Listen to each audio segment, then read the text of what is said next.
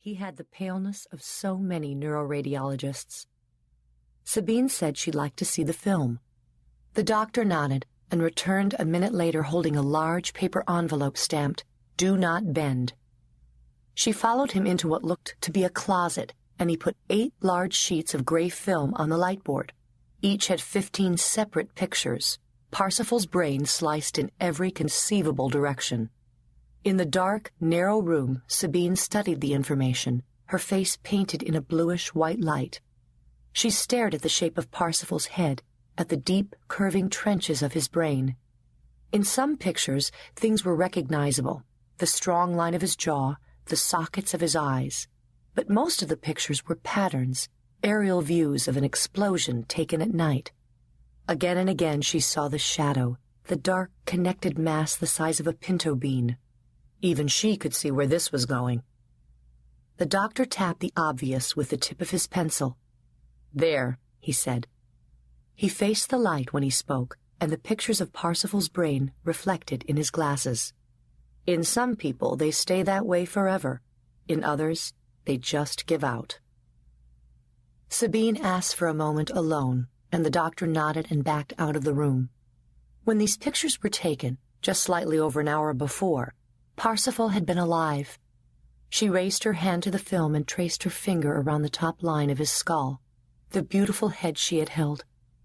The night Fan died, Sabine had thought the tragedy was knowing that Parsifal would die too, that there was only a limited amount of time.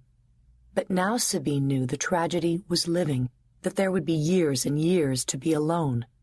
She pulled down the films and put them back in the envelope, tucked the envelope under her arm, and tried to remember where the elevators were.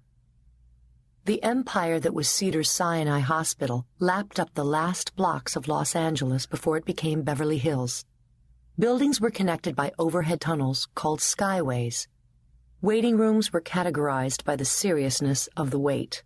The halls were lined with art that was too good for a hospital. Sometimes it seemed that every wealthy person in Los Angeles had died at Cedars-Sinai, or their loved ones had died there, and what they had been left with was not bitterness or fear, but a desire to have their name on a plaque over some door. The abundance of money took away as many outward signs of hospital life as possible. There were no sickly green walls, no peeling floors or disinfectant smells.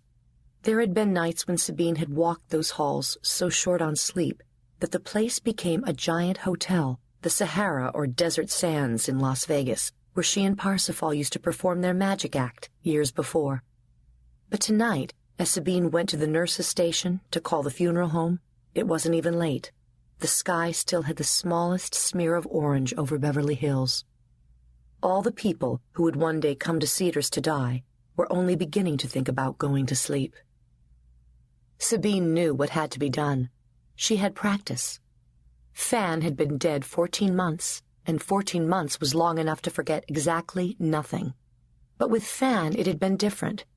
He had worked towards his death so steadily that they knew its schedule. After the doctor came to the house for the last time and told them, a day, maybe 2, Fan had died the next morning. With Parsifal, it was only a headache.